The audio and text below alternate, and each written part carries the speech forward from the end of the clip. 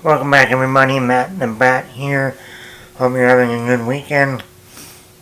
So, on Wednesday, we got the premiere of Blonde, the Marilyn Monroe movie that's getting a lot of talk.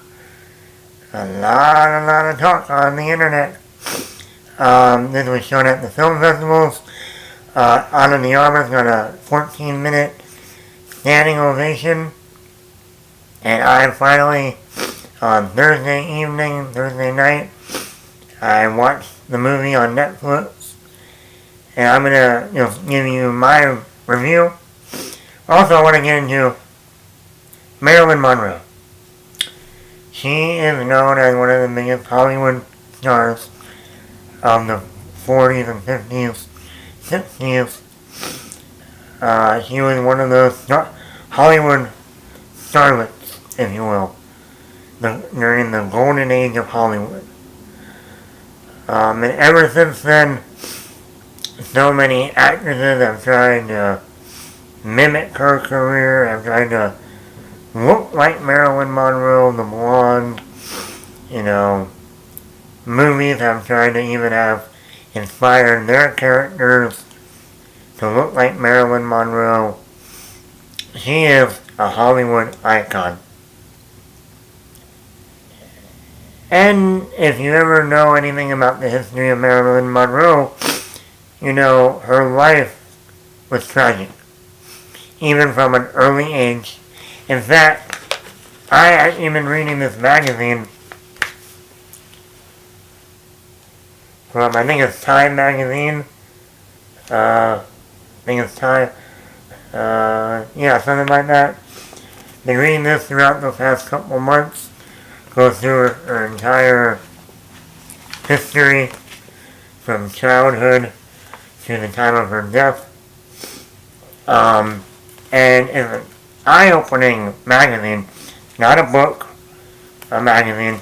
And we had that documentary out back in April that was also on Netflix about Marilyn Monroe, the untold, story. Which this is also what this magazine is called. So, I have been reading a lot of Marilyn Monroe, watching documentaries, reading magazines, and I actually have to admit, even though I'm a film guy, I really have not watched that many Marilyn Monroe movies that she started. I think the only one I've ever seen was Some Like It Hot, and I haven't seen that since I was in high school, and I think like freshman or sophomore year, when my teacher brought it in for film club, and she put it on. And that was the last time I actually watched a Marilyn Monroe movie. But I watched that documentary in April, a very eye-opening documentary even then. And, watching this movie, Blonde, has been in production or in development since 2010. And that is not a joke. Andrew Dominique, the director, has been trying to get this movie made for over 12 years now. That's a long time to try. This was after he did The Coward, Jesse James and The Coward Robert Ford or whatever. And he did that movie Killing Them Softly with Brad Pitt. Both of them with Brad Pitt. Brad Pitt is also a producer on this movie. So if you want to blame, you can't just blame the director on this movie. You gotta blame the producer too. But at first, Andrew Dominique was going after Naomi Watts. At the beginning, he wanted Naomi Watts for the role. In fact, little history lesson here. Peter Jackson, inspiration for Anne Darrow in the King Kong remake, was Marilyn Monroe. She has the Marilyn Monroe look in the movie. The blonde with the short blonde hair, actress trying to break out in Hollywood. And guess who else was in that movie? Adrian Brody. And guess what he was? A playwright. Guess what Adrian Brody is in this movie, Blonde? A playwright. Arthur Miller. So, interesting trivia there. But as soon as, once again, since the movie wasn't getting off the ground quick enough, Naomi Watts passed on the role. Then Andrew Dominic and Brad Pitt, actually Brad Pitt, after working with Jessica Chastain on The Tree of Life, directed by Terrence Malick, he went to Jessica Chastain, Brad Pitt did, and said, "Hey Jessica, I'm working on this movie with Andrew Dominic called Blonde, and a movie about Marilyn Monroe. You would be perfect for the role." And let's face it, Jessica Chastain would have been perfect for this role. I mean, this is someone who was breaking out into Hollywood at the time, still new. We saw her in The Help with the blonde hair. She's fit body, I'll say this, Jessica Chastain has more of the body type of Marilyn Monroe than Ana De Armas. If you just want to go by body, the figure, Jessica Chastain more so than Ana De Armas. But once again, eventually Jessica Chastain passed on the role because it took forever to get the movie made. And then apparently when Andrew Dominic saw Ana De Armas in the Keanu Reeves movie and directed by Eli Roth, Knock Knock, back in 2015, that's when he said, "That's Marilyn Monroe." And yeah, and Ana De Armas in that movie, she had the blonde hair, she was all bubbly, fun, sexual, mischievous, very much Marilyn Monroe. And after that, we found out that Ana De Armas was going to be Marilyn Monroe.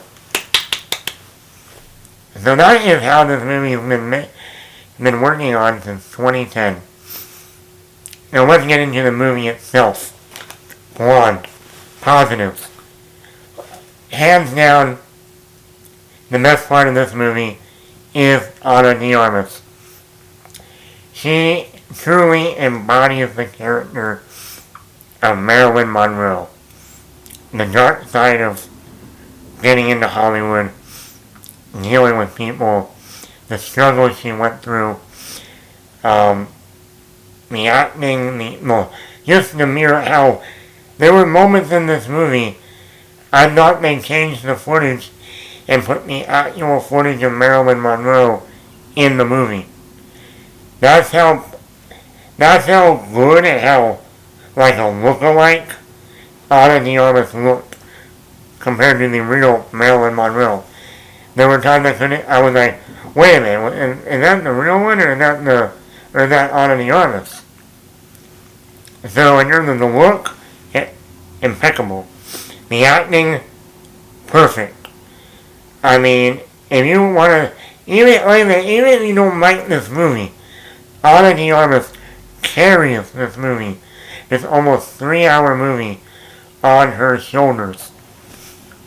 And she is the main actress. This is her movie, through and through. Yeah, there are other actors that are in it, but they come and go. You barely even get to know them. Actually, you don't even find out their names in the movie. This is Ana De Armas. She is powerful. It's heartbreaking at moments. She can be bubbly at times. The scene where she's sitting by the mirror in a dressing room, and she's upset and she's crying, and they're like, "Hey, you need to turn on Marilyn Monroe, bring Marilyn Monroe out. None of this Norma Jean."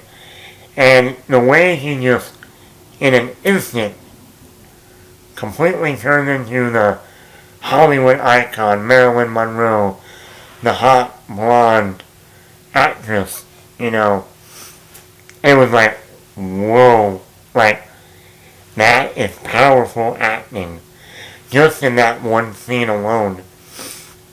And I think Ana De Armas conveys everything. Now, do I wish we got to see more of also the bubbly personality, the fun side of Marilyn Monroe? Yes, I wish we did. Because I've seen Ana De Armas in just last year, No Time to Die, where she was that bubbly, new, fresh agent. And I'm like, I wanted to see some of that too in Marilyn Monroe, because Marilyn Monroe was also bubbly and fun and, a good time. And we don't get to see that in this movie. So that was kind of a bummer. Also, getting into the movie, cinematography. Between changing from black and white to color, the aspect ratios from full screen, widescreen, 16:9, 4:3. I am so curious, as a filmmaker, I would love to read an interview or find out what Andrew Dominique was going for some of all these aspect ratios in this movie. When I saw the trailer, I thought, okay, they're going to do black and white and color. I thought, okay, that's going to be, throughout the times. When Marilyn Monroe started out in movies, they only shot in black and white. Well, then by the 60s, they were shooting in color. 50s, 60s, they started shooting in color. So I thought that was just going to be the progression of her life, while also the progression of film throughout the years. But no, there's moments where it's black and white in one moment, and color the next, and I'm like, I wonder why it was interesting. Like I said, me as a filmmaker, I want to learn about that, and why the different aspect ratios throughout the movie. And I thought that made the movie interesting from a filmmaker's point of view. The transitions were also interesting. So many interesting ways from cutting from one scene to another scene throughout the way of transition. So that would be more in the editing department. Very well edited, very well the cinematography, like I said, the acting. I also like the music. I also like the creative decisions Andrew Dominique decided to do. Like, when we see Marilyn after she's a child and she goes in, the first time we see her as an adult, she's going in for an audition. And as she's walking through this room to get to the room to audition, they're playing the Marilyn Monroe's Everybody Needs a Daddy for You, whatever, the Daddy song. And it wasn't Ana De Armas singing, it's the real Marilyn Monroe. And then it happens again later on in the movie with another one of Marilyn Monroe's songs. And I thought to myself, that's interesting. Why didn't they just use Ana De Armas and have her sing it, and maybe mix in a little bit of the real Marilyn Monroe? Kind of like they do with like Elvis or Bohemian Rhapsody or whatever. But to actually have the real Marilyn Monroe sing, because now a lot of people not this, I don't. Ana De Armas still has her human original accent in this movie. But you know what? I don't notice it it's there the whole movie, but you don't notice it because Ana De Armas is so great in the role. She becomes Marilyn Monroe that you just completely kind of forget about the accent that she has. But, like I said, when you hear the real Marilyn Monroe sing, and then you hear Ana De Armas, you do wonder, Marilyn Monroe has a very distinctive voice, and Ana De Armas has a very distinctive voice. So those are two things I'm like, I wonder why he did that. Just like why the aspect ratios, why the change in the color, the black and white, back to color, or back to black and white. Why did you choose Marilyn Monroe's voice to do the background, music for a scene? Not in the scene that she's actually singing like this. Just to throw some music in a scene, just to have something going in the background while you hear the ambient noise of people moving their feet or whatever. So I thought that was very interesting. As a filmmaker, seeing what the decisions the director chose are interesting and creative to me. Production design and wardrobe. Throughout the 40s, 50s, and 60s, the wardrobe is right on the money with that year, with that decade. Not only that, to get the makeup and the hairstyle and the wardrobe of Marilyn Monroe were very key scenes, like when she does the whole diamonds are a little best friend. She looks exactly like the real Marilyn Monroe. The dress, the pink dress, the jewelry, the hair, the makeup. I mean, I'm like, are we watching the real Marilyn Monroe or are we watching Ana De Armas? Because I can't tell. I can't tell. Or when she has the famous, on the sidewalk with the white dress that blows up. I'm watching that scene going, once again, is that the real Marilyn or is that Ana De Armas? So the wardrobe, the makeup is impeccable. Great job. Like I said, everything behind the camera in terms of making this movie looks great. And then of course the talent in front of the camera, Ana De Armas, is great. Pacing. Once again, I think for almost a 3-hour movie, I didn't feel bored. Maybe I was interested to see where they go with it. Her dealing with her mental, psychological stuff. I thought that was interesting. So for me, the pacing didn't mind. I didn't mind almost 3-hour movie. I wish they maybe put in, which I'm getting into my negatives soon, a little bit more of her accomplishments in Hollywood, yes. Rather than just her, miserable life. There were good times too. This movie goes from her as a kid to the time that she dies. Almost 3 hours. Almost like the Elvis movie where we went from him as a kid to when he died. The difference is, in Elvis, we saw his accomplishments along with his struggles. In Blonde, we don't see any of her accomplishments. Ever in this movie. And that's a major issue. You're doing a movie called Blonde. Yes, it's not called Marilyn Monroe. It's not called Normandy, it's called Blonde. But the problem is, this movie's hollow. I finished this movie and I said, what was the point of this? Yes, it looks great, the acting's great, cinematography, editing, the acting is all great. But what was the point of this movie? Why did I just spend 3 hours almost watching this movie? There's nothing, it's hollow, it's just like, I just watched 3 hours of someone's miserable life. Man. And that to me, like that, at the end of the day, when she dies, died, I didn't care. Like, okay, he's dead. I mean, I thought in the last shot of the movie, where they linger, like on a, low angle, near the bed, side of the bed, with their feet out, and it literally they had the frame just sitting there for like 2 minutes long. That's a long time.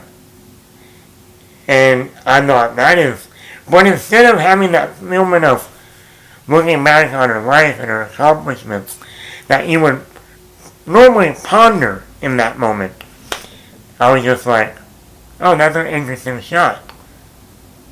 But I don't care about the character. I don't care that she's dead. And I think that's a major, major flaw in this movie. It's a major flaw. Because Marilyn Monroe, like I said, I've been reading this magazine, and I watched that documentary on Marilyn, and it's like, she did a lot in Hollywood. One thing is, she also knew how to sing, since she was a talented actress and a singer. You don't highlight her singing career, of her singing in a lot of movies. That is never even brought up. You don't highlight the fact she was nominated for 2 Golden Globe nominations during her career. Back then, that's huge. That's like winning an Academy Award. That's never brought up. It's never brought up that for one movie she had to fight. She fought for more money, and she got it. You never brought up that before she died, she started her own production company, made a movie that got her an Oscar nomination. These accomplishments are never brought up in this movie.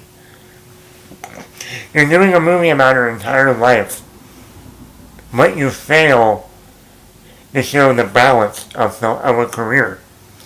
Yes, in Hollywood we know.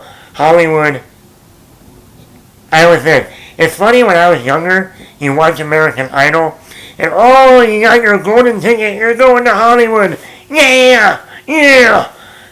But the funny part is, that's all a shade. Hollywood is probably the most fucked up place out there.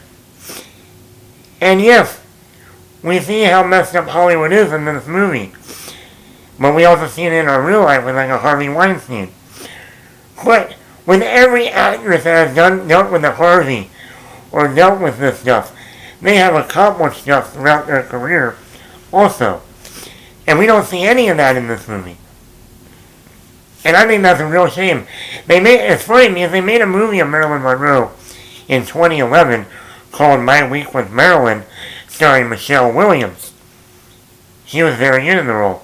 But that movie was that week of her, and in that week, she was all bubbly and fun, and la la la, let's party.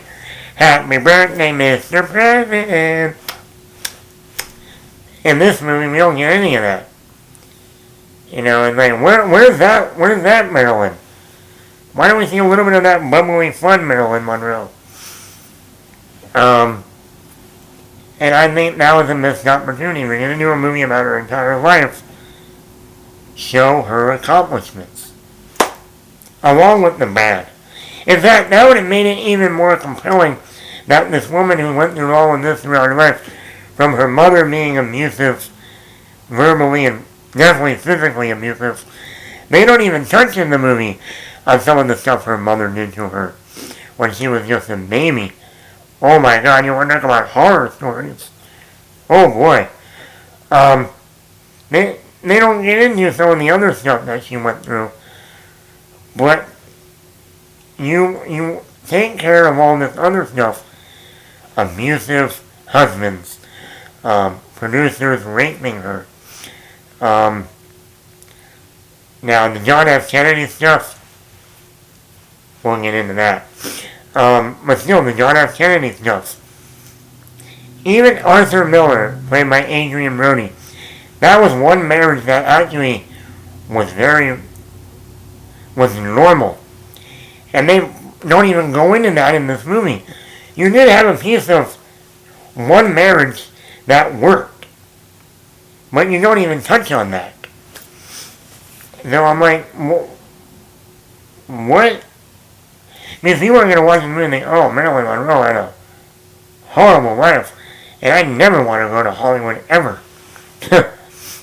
And that's not true. So, some of it is true. Joe DiMaggio physically beat her in real life. That is on record.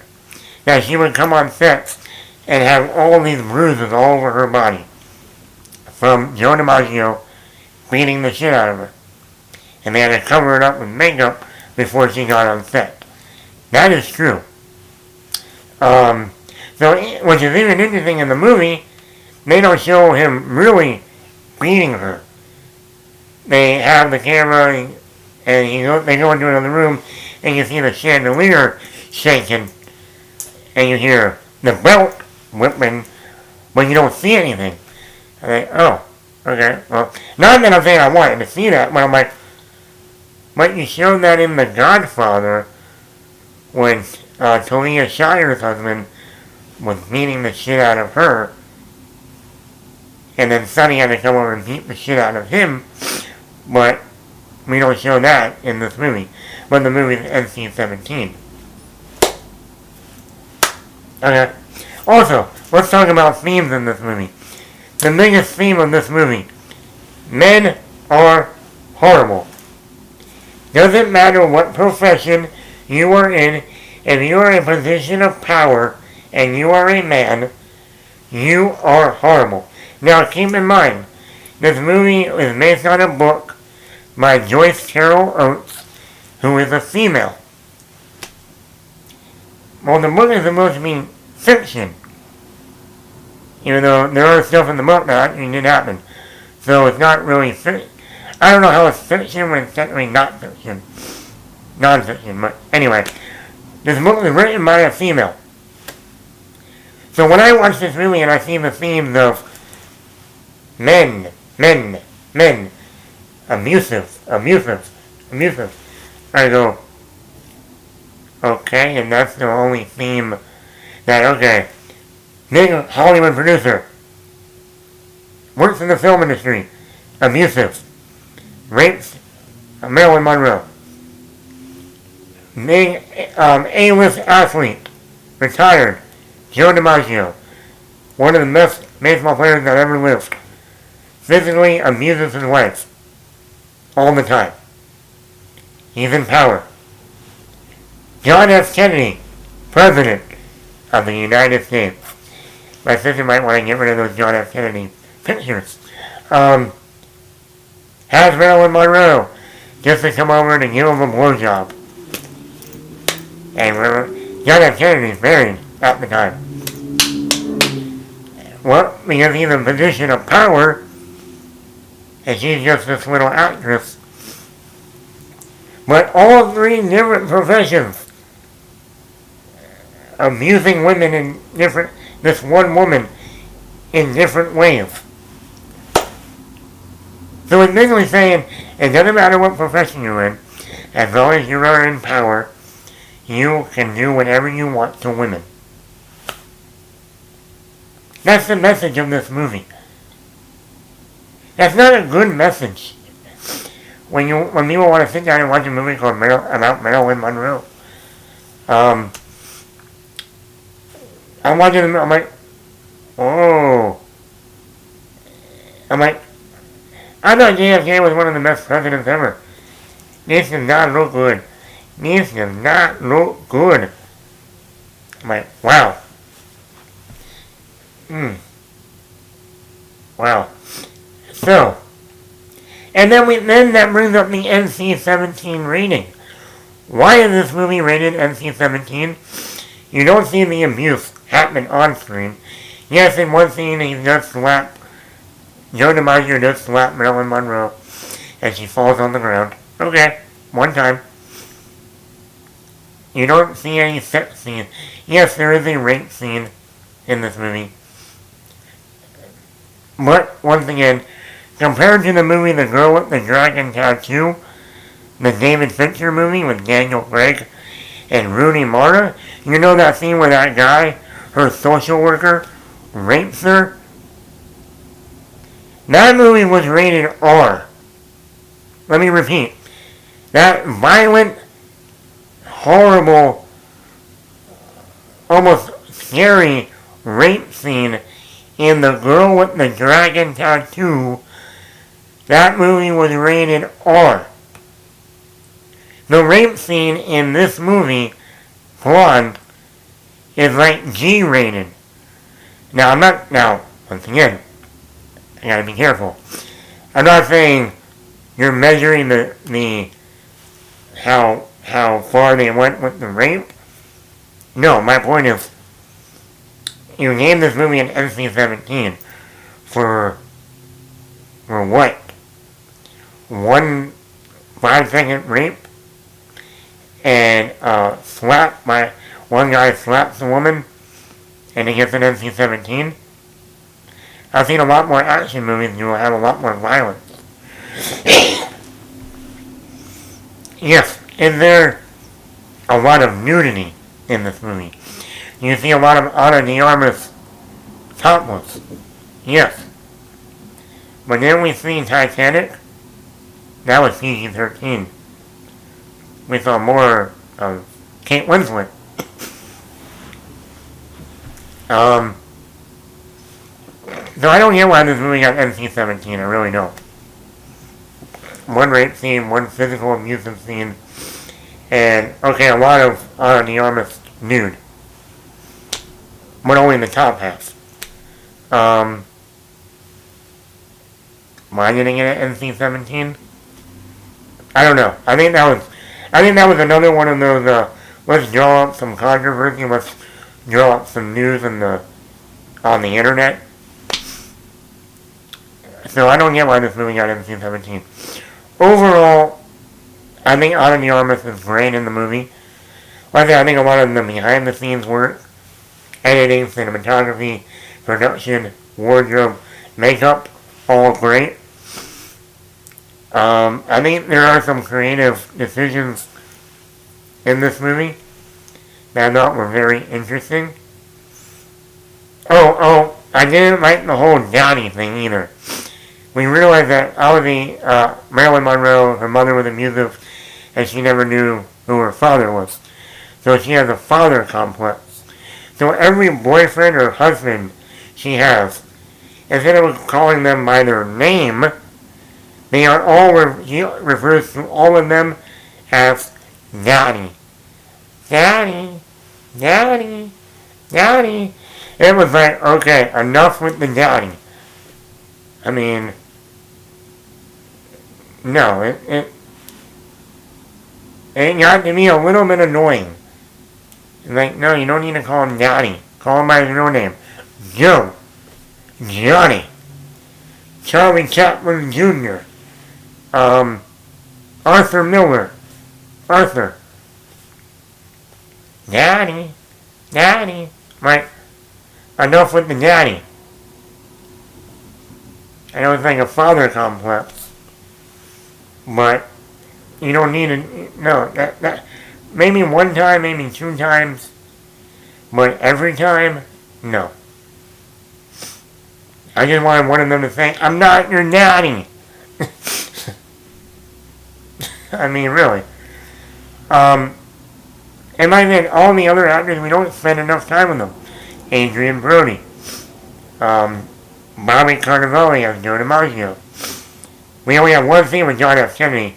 Not a good scene for him, if you know what I mean. So, overall, I think on a technical level and on an acting level, I would give this movie a 4 out of 5. As a film overall, maybe a 3.7 out of 5. I'm going to go with a 3.7 out of 5 for Blonde. Have you seen it? What did you think? Let's start a conversation. I'm going to post this on Facebook. So, comment. Did you like the movie? Did you not like it? What did you like and what did you not like? Let me know in the comments below.